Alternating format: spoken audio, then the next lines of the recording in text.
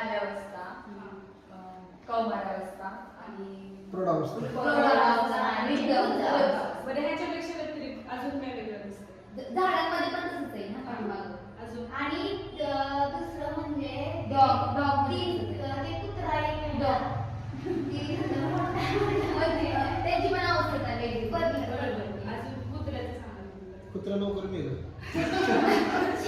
आणि लवकर नाही गेले ते, त्याचं एक वयोमर्यादा असते. नाही, हा, 18 ते 20 वर्षापर्यंत जगतं, त्यामुळे ते लवकर त्याच्यामुळे तो 20 वर्षानंतर त्यांच्यासोबत नाही. ते अजून काय झाड सांगा? आहे ना हे असं झालंय म्हणजे 2 मुलं आहे ती ते नंतर झाड आहे. झाडाचं पण गेलं आणि वाढ दाखवलेली आहे. बरं झाड मोठं मोठं का होत गेलं किंवा ते छोटे होते बाल्यावस्थेत होते मग ते त्याची वाढ झाली म्हणून. मग त्यांचीच वाढ का झाली बाकीच्या सजीव गोष्टींची वाढ होतीये. बरोबर. तर आपण आजचा पाठ घेणार आहोत विज्ञानाचा. त्याच्यामध्ये आहे धडा सजीवांचे वर्गीकरण.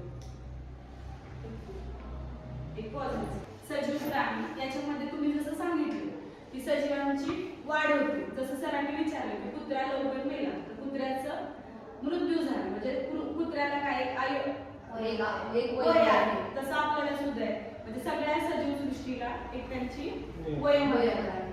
प्रत्येक सजीव सृष्टीला त्यांची वाढ ही निश्चित आहे. म्हणजे वाढ ही होणारच. हा सजीवांतला महत्वाचा घटक आहे. वाढ हा सजीवातला महत्वाचा घटक आहे. मृत्यू हा सजीवाचा महत्वाचा घटक आहे. ठीक आहे. तर आपल्या सभोवतालच्या जगात विविध प्रकारचे सजीव आहेत. लहानसहान किड्यांपासून ते मोठ्या मोठ्या हत्तीपर्यंत, अगदी सूक्ष्म मुंगीपासून ते विशाल महाकाय डायनोसॉर पर्यंत किंवा वृक्षापर्यंत सजीव सृष्टी आहे. याच्यामध्ये प्रत्येक सजीव प्राणी, प्रत्येक सजीव सृष्टी त्याचा प्रत्येक त्यांच्या जीवनकालाचं किंवा त्यांच्यातलं एक विशिष्ट किंवा वैशिष्ट्यपूर्ण रूप दाखवत असतं. या अध्यापनात आपण सजीव प्राण्यांच्या मोहक जगात प्रवेश करणार आहोत आणि त्यांची अनोखी वैशिष्ट्ये शिकणार आहोत. आता सजीव आणि निर्जीव वस्तूंमध्ये काय फरक आहे तुम्ही सांगायचं. एक सजीव गोष्टीमध्ये काय फरक असणार आहे आणि एक निर्जीव. आता हा डस्टर आहे ह्याच्यामध्ये काय फरक आहे. निर्जीव आहे तो हालचाल करू शकत नाही. तर सगळ्यात मोठा फरक हाच आहे की सजीव हा प्राणी, मी सजीव आहे मी एका ठिकाणाहून दुसरीकडे जाऊ शकते, मी माझ्या मनाने हालचाल करू शकते. पण हा डस्टर आहे हा एका ठिकाणाहून दुसरीकडे जाणार नाही जोपर्यंत मी त्याला उचलून दुसरीकडे नेत नाही तोपर्यंत. ठीक आहे. त्याच्यानंतर अजून एक तुम्ही सगळ्यांनी तुमच्या नाकाच्या समोर हात धरायचा. सगळ्यांनी हात धरायचा. श्वास घ्यायचा, लांब श्वास घ्यायचा आणि सोडायचा. तर काय जाणवतोय तुम्हाला.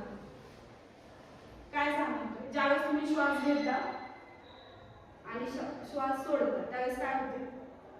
श्वास घेताना हवा आत घेते आणि तसं हा डस्टर श्वास घेतोय का.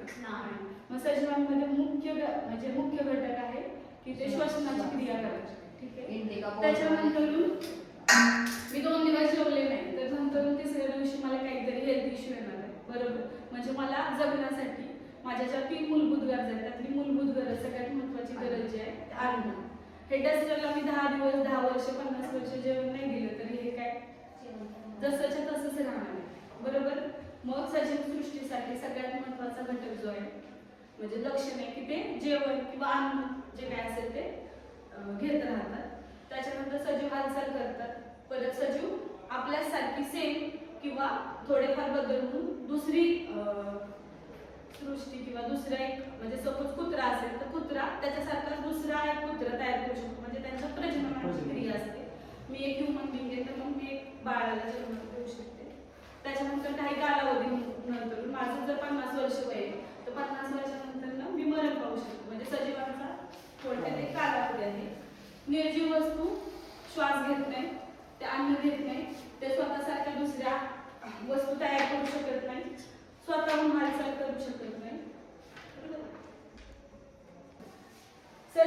सजीव वस्तू आहेत बघा ह्याच्यामध्ये फरक दिलेले आहेत दोन्हीमध्ये. एका स्लाइडवर दोन्ही फरक दिलेले आहेत. एक आहे श्वास घेतात, दुसरं अन्न घेतात आणि वाढतात, तिसरं आहे प्रजनन करतात, चौथं हालचाल करतात. अश्विनी मॅडम पाचवं काय. सजीव हालचाल करतात. ते झालं का सांग. प्रतिसाद देतात एखाद्या गोष्टीला. बरोबर. उत्तेजनाला प्रतिसाद देतात. समोर म्हणजे मी टाळी वाजवली तर तुम्ही सगळे टाळीच्या आवाजाकडे लक्ष करता. किंवा बेल झाली तर तुम्ही सगळे बॅग पॅक करायला घेताना की लाईन बनवायला घेता. हे काय झालं उत्तेजनांना प्रतिसाद देतात.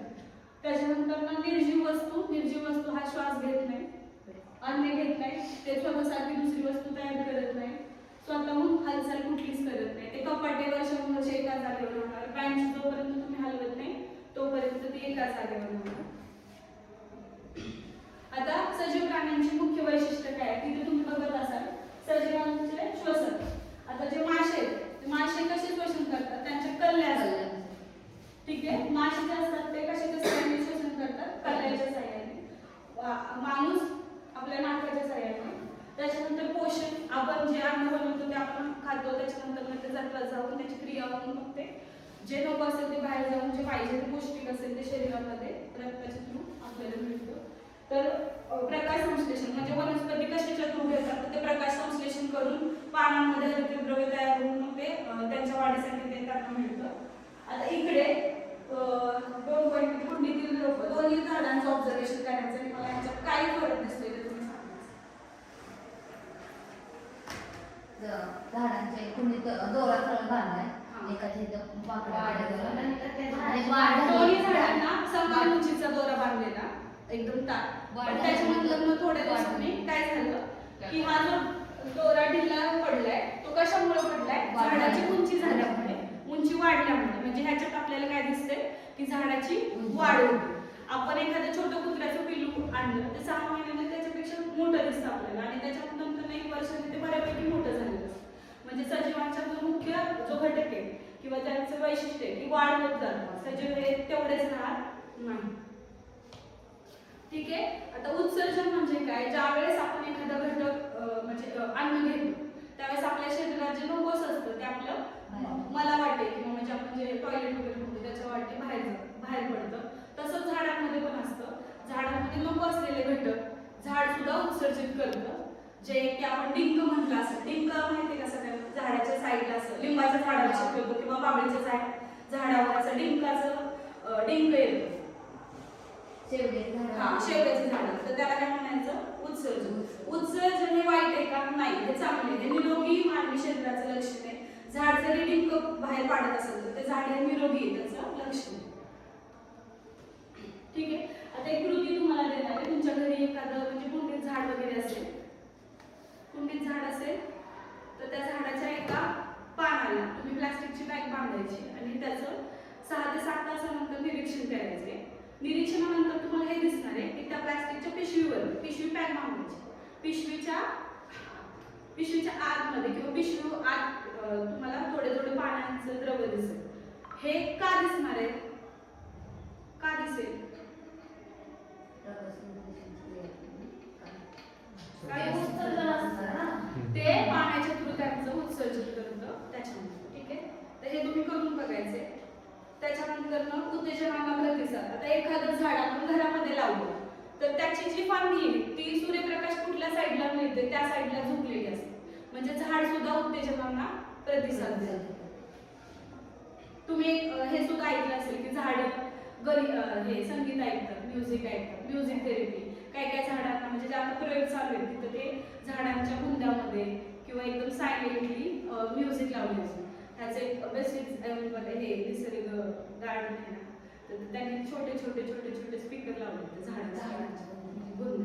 ठीक आहे, तर तुम्ही काय कराल जर तुमच्या डोळ्यावर अचानक हे आलं, सूर्याचा प्रकाश आला तर तुम्ही काय कराल, हात आडवा करा. म्हणजे तुम्ही कुठल्या उत्तेजनाला प्रतिसाद देते की सूर्याची जे किरण आहे ते तुमच्या डोळ्यांना त्रासदायक म्हणून त्यांनी तुम्ही हात असा हे करता. ठीक आहे, आता अचानक कोणीतरी तुम्हाला चिमटा काढला तर काय करणार, तुम्ही ओरडणार. तसंच लाजाळूचं झाड बघितले का तुम्ही, स्पर्श केले की काय होतं, स्पर्श केलं की त्याचे पाणी मिळून जातं. आणि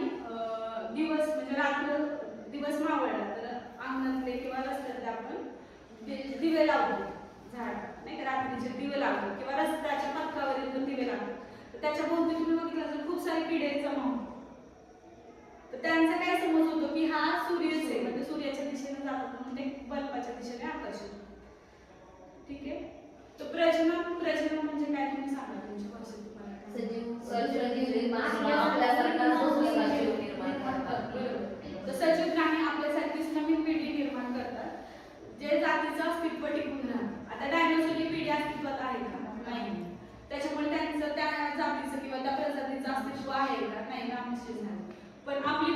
आपण पुढे चालवण्यासाठी आपण म्हणतो ना एका कुटुंबात एक मुलगा आणि एक मुलगी तसं ठीक आहे. त्याच्यानंतर पक्षी काय करतात अंडी देतात आणि पानफुटीची वनस्पती तुम्हाला माहिती आहे का? तर कसं आपण लावतो तिचं त्याच पान परत आपण दुसऱ्या कुंडीत लावलं की परत ते पान येत नाही.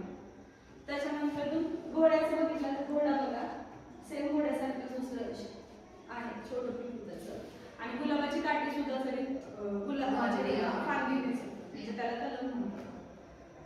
आता ह्याच्यामध्ये परत एकदा निरीक्षण करायला काय वाटतं तुम्हाला? झाडाची पण वाढीचं झाड सुद्धा वाढले नंतर मग त्याचे पान गळती झाले आणि परत ते झाड पुन्हा फुटलेले. तसंच शेरडीचं बघा शेरडी होती तिने पिल्लू दिलं नंतर ती शेरडी म्हणजे मेली का तर तिचं वय त्या पुरतच लिमिटेड होतं आणि नंतर तिचं पिल्लू परत मोठं होत झालं परत त्याच्या मोठ्या पिल्लाने परत छोटं बाळ म्हणजे हे झालं म्हणजे ह्याच्यात प्रजननाचं दिसतं. आता वनस्पती आणि प्राणी यांच्यातला काय फरक असणार आहे तर वनस्पती हे एका ठिकाणीच राहतात पण त्या सजीव आहेत बरोबर. वनस्पती ह्या एका ठिकाणी राहतात पण त्या सजीव आहेत. प्राणी पण सजीव आहेत पण ते हालचाल करतात. दुसरा मुद्दा आहे वनस्पती स्वतःच्या अन्न स्वतः तयार करतात.